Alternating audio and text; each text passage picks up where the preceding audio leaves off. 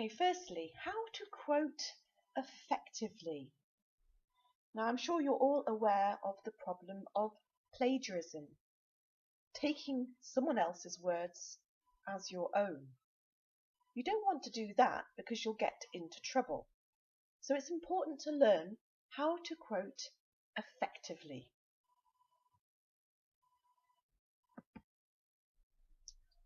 Okay, when you're reading, I said earlier that it's important to take notes.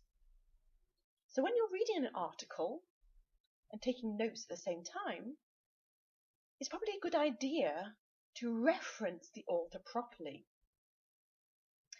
Now, little tip, if you do this every time you take notes, it saves time for later looking up again and finding the reference. So try to do this every time.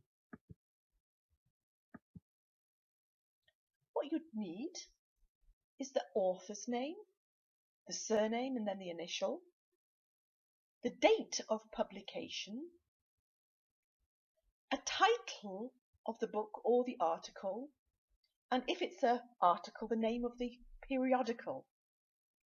Finally, the place and the name of the publishing house.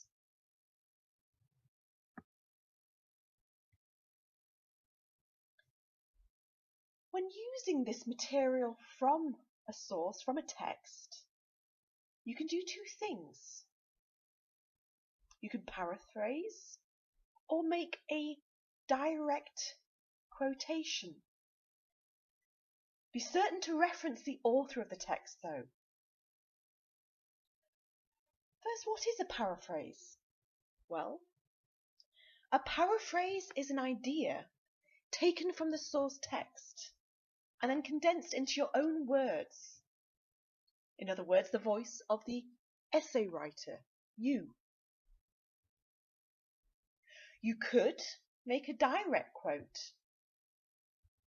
which sources the original language, and for that, you'd need to put it into quotation marks. Then you might want to frame it but with your own words, i.e. from you. Remember, it's important not to plagiarize and have the author's word as your own. Make sure you quote. All right, let's have some practice now, some practice exercises. On the next slide, there's a really long quotation taken from a dissertation I wrote a while back on global Englishes. What I'd like you to do is, firstly, to have a go at paraphrasing, putting the quotation into your own words. Then, have a go at taking part of the text as a quotation, putting it into quotation marks, referencing the author, and framing it with some of your own words. Here's the practice text. It's taken from an author called Matsuda.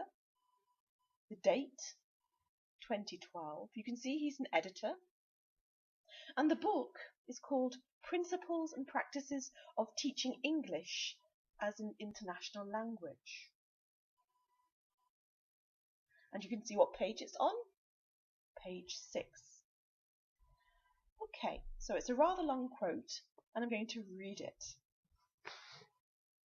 However, the current state of the discussion of teaching English as an international language poses a great challenge and frustration for teachers. On the one hand, they receive a strong message that their current practices are inadequate in preparing learners for the use of English as an international language, and they need to be changed. On the other hand, they are not given any set of ideas or suggestions regarding where to start implementing necessary changes. This leaves many teachers with no choice but to continue what they have been doing, only now feeling less confident about what they deliver to students. Okay, so that was our text.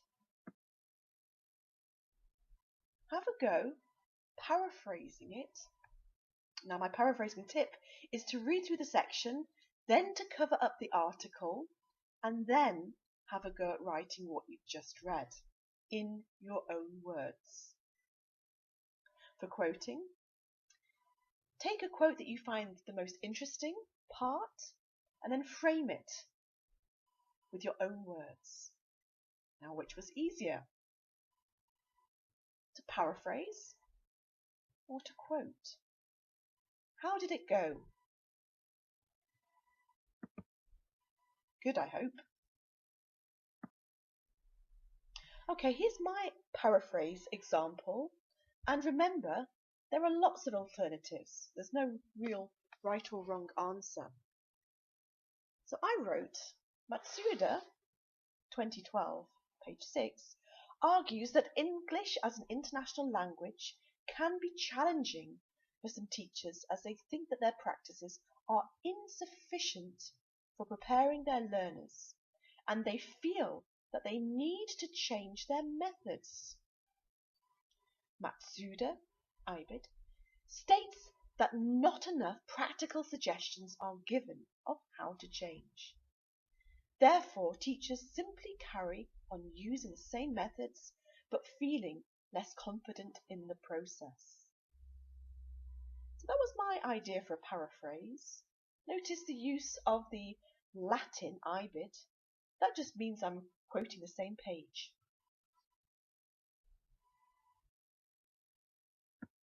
Alright, here's my example of a framed quote. It's shorter, you can see. Matsuda, 2012, page 6, argues that English as an international, quote, poses a great challenge and frustration for teachers, end quote, because they are informed that their teaching is insufficient, yet they are not given any directives as to how to change their teaching practices. As a result, they are left to feel less confident. Okay, how did you do? Again, remember, there are lots of alternatives. Let's turn to the idea of citations. Citations are the way we reference material or texts or articles. Now, there are lots of style manuals that you can use all over the world from all different academic contexts, but what we use at Stuttgart are, first, the American Psychological Association, APA, and number 2, the Modern Language Association, MLA.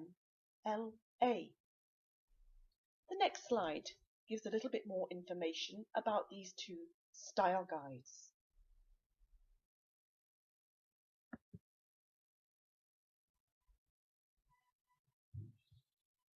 Okay, here's an imaginary example just for fun. Just imagine in the future these two presentations, Reading Skills Part 1, Part 2, have the great fortune to be published as an article. Now, what would the reference look like? Well, with my name, Lepsi, S-E. And the date? Well, if it's in the future, maybe it would be 2025. Reading a presentation in 2 parts could be the title.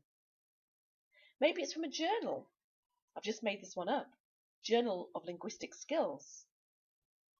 Have the volume and then the pages. Imagine it was on page 102 to page 116. This looks professional, right?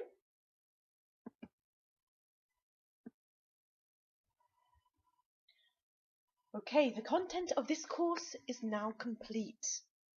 It's over to you to take a quick quiz to check all the information that you have retained. Have a go, and the best of luck. Thank you for your attention.